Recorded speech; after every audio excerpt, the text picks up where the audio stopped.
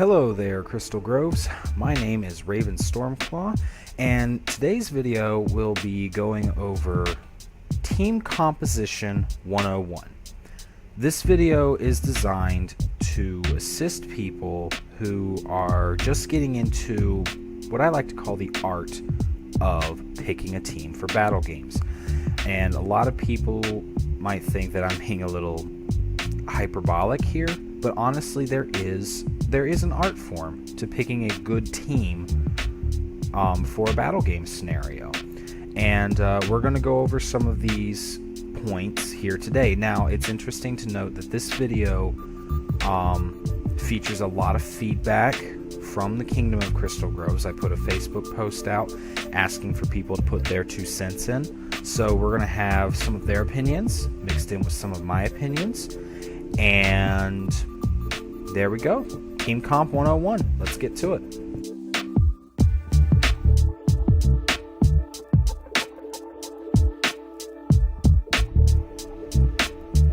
So the first part of this video is actually going to address a problem that I've actually run into a couple of times being champion for the Grand Duchy of Crystal Groves.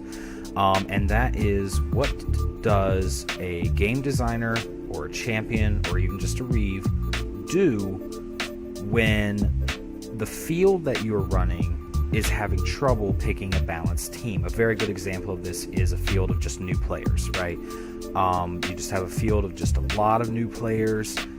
They're not very experienced in picking teams, and you want to help them out. So here's what we do. There's a couple of different things that we can do. The first one is just a straight Reeves pick. The Reeve knows who all's going on. You go there,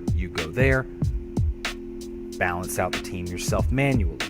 And the goal here is for, by leading by example and showing your field how to pick a balanced team, the lesser experienced players can learn that.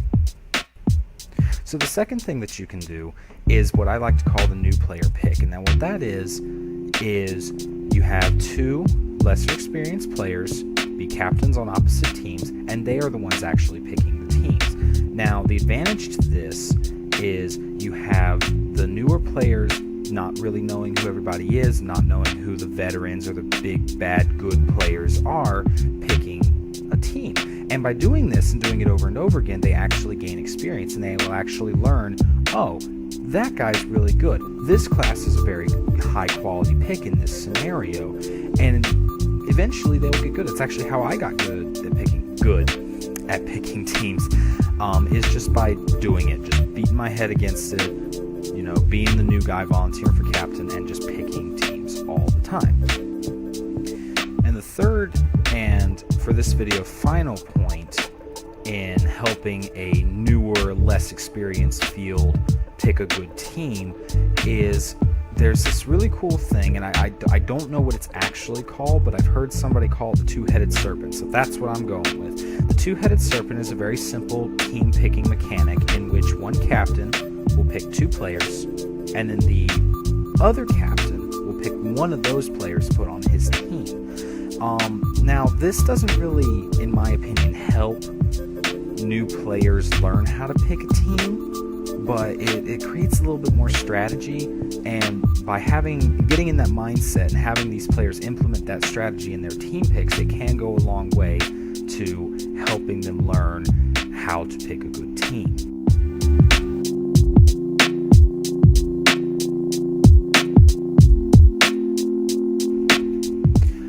This next part is going to be what I call know your objective, or what's the game again? Now, this is something that I see a lot of times playing in games. You'll have that team captain who just gets the deer in the headlights, looks like, what game are we playing again? That's really bad. See, one of the things that I do, and a lot of people I know do when they pick a team for a battle game scenario, is that's the very first thing in the forefront of their mind. What are we playing?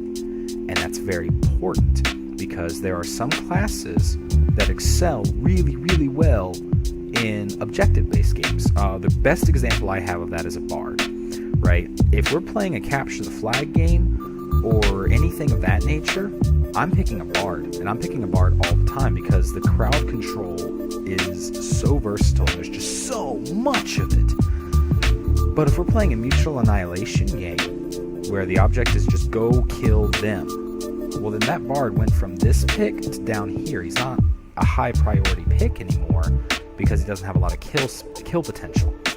So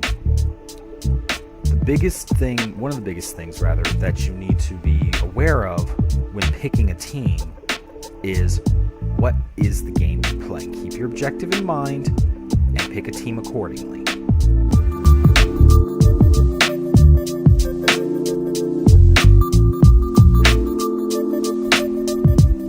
The next thing I want to talk about is moderation, and this also goes really well hand in hand with another concept, the concept of a well-rounded team. Amtgard V8 is really built around different teams, different classes interacting off of each other for teamwork. There was a saying when V8 was first released, teamwork is OP, and you know what? It's absolutely correct. Teamwork is overpowered in this game, but at the same time, you really have to be mindful about how much of a given class that you're picking. And again, this really ties into the previous point of knowing your objective. So if I'm playing a game and there's 5 bards or 5 healers or fill in the blank, 5 whatever of the same class, I don't need to get all of them, right? Instead of going with a team of 5 healers, maybe I want 2 healers, a druid, a bard, and a warrior, right? You gotta have the well-rounded. You gotta have everything. You have to have that well-rounded jack-of-all-trades team comp in order to succeed in this game. Because if you pick a team that doesn't have any kind of options, it doesn't have a toolbox, and there's no variety, you're going to get pub stomped. And so, again, everything in moderation. Round out your team.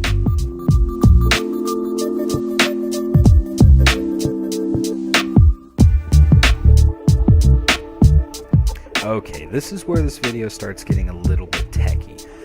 This next concept is what a lot of people like to call counterpicking or counterplay. And the concept behind this is your enemy just picked something, or someone rather, and you pick somebody specifically to counter him or her. And now, what this concept is based not only on class counters. For example, the guy picks a healer and you pick a monk to counter that, but also personal counters. And this comes into knowing your field just a little bit. If you're a player that's been playing in a field for a while, you know that this person is good against that person. This can also factor into counter picks. And so the next tip that I have for you here is know your counters. What class counters another class effectively? Good example again is the monk versus the healer, or a barbarian countering another barbarian, or druids countering druids, or wizards countering druids. There's a lot of this, right? That's one of the reasons that teamwork is so overpowered, is because this game is designed to be as balanced as possible. Now, there are some things that it doesn't really work out very well, but in the end, the goal of this game is to be balanced, and that opens up the door when you're picking your team for counter picks. And counter picking is very important, and I use it all the time. So know your counters, learn your counters, memorize your counters, and employ that.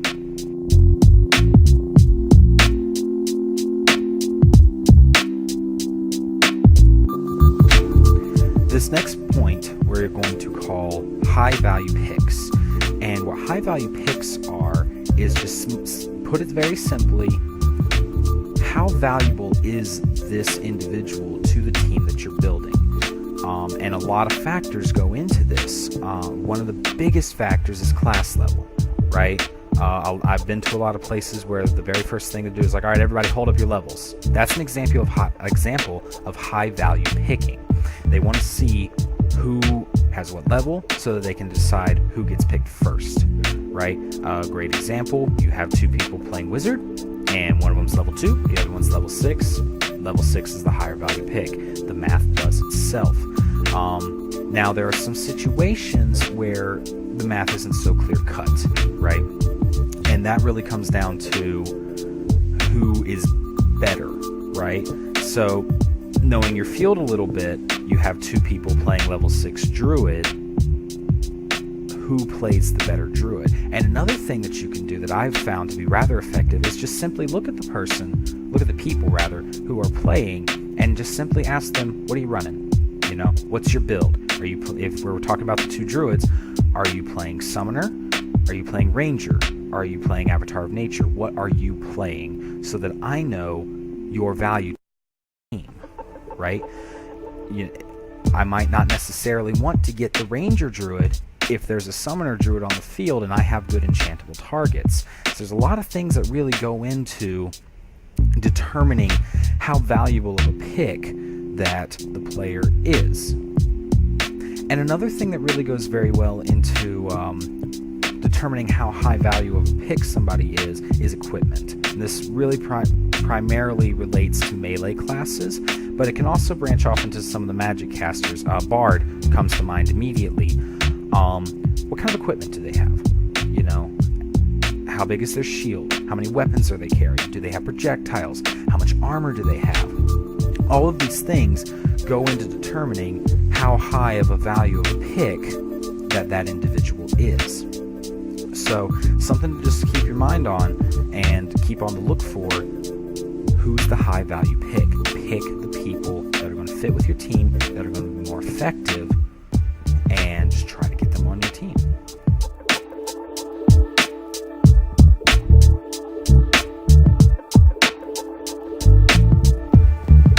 This next section is simply entitled Paragons. For those of you who haven't been in the game as long and don't necessarily know, a Paragon is an individual who has shown to be exemplary in the class that they are playing, and generally they're very, very good at what they're doing. Whether that be a healer just being a very good res bot, just running around resurrecting the field, or healing the field, or controlling the field through the crowd control that healer gets. They could be elected as a Paragon, getting silver trim on their sash, and that's the most easily distinguished way of knowing who the Paragons are. If you see silver trim, they're probably Paragon. And they're Paragon for a reason, right? And this ties back into the high value picks.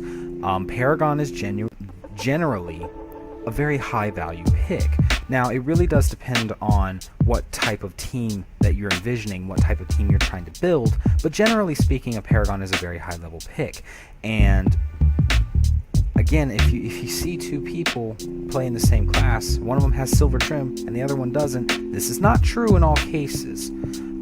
I have seen a couple of times where a non-Paragon is better than a Paragon, but generally speaking, the Paragon is the more effective of the two, and therefore the higher value pick.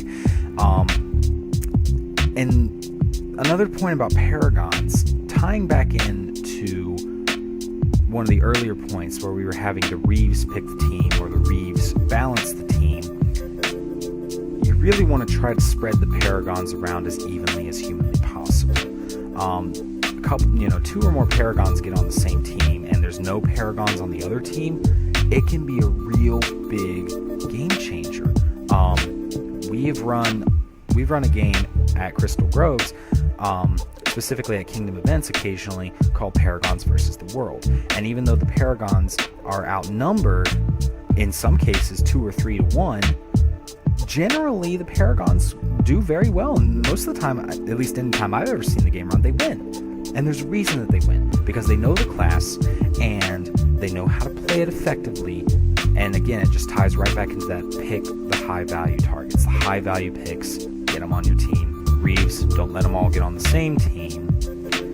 And yeah, Paragons can really swing a game, so just keep your eye out for that silver trim.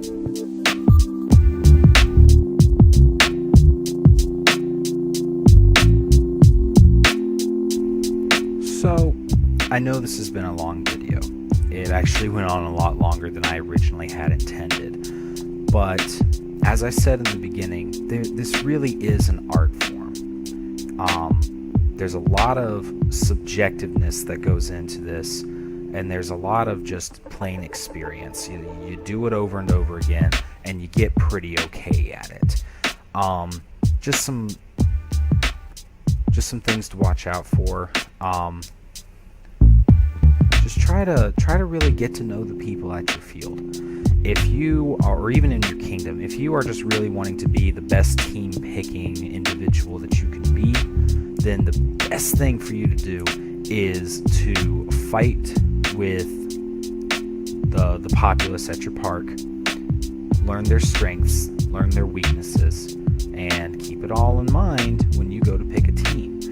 You know, if you had a class game with somebody last week and they were doing phenomenally and they really fit your play style and you just sync up really well with this guy or girl, pick them on your team. You know, if you feel like that's going to be a good strategy for you, pick them on your team. You'd be surprised how well of a team that you can pick just by playing this game with your populace. And again, just keep everything in mind. Everything from counter picking to high value picking to even something as simple as just asking for help. You're an inexperienced captain. You look over at the Reeve and you say, "Hi, Reeve. I would like some help with this, please." Or even your teammates, right? I can't tell you how many times that I've looked at my captain when I wasn't captain and I said, "Hey, you know, that guy would be good on this team because X, Y, and Z." So just keep all of that in mind, and just keep at it. You know, really the only way to get good at picking teams is to just keep picking teams. Volunteer for captain anytime. "Hey guys, we need captains." Right away. And eventually you get great at it. It's the same as any other skill in this game. You keep doing it, you keep grinding, and eventually you become fantastic. So that's all I have. Thank you guys so very much for watching. If you found this video informative, please feel free to like and share it. Share it to all your buddies. Share it to people who might be having trouble with picking teams. Share it to your Reeves who might be having trouble balancing teams. Yeah, and I just want to give a special shout out to everybody in the Kingdom of Crystal Groves. Thank you so very much for all of your feedback and your input. A lot of the points that were in this video came directly from the comment thread of the original post. I've actually got most of them written down right here, and yeah, like 2 of these ideas were actually mine and mine alone. Most of you guys were echoing what I was thinking. So again, thank you very, very much for watching. You guys have a good day. Live the dream.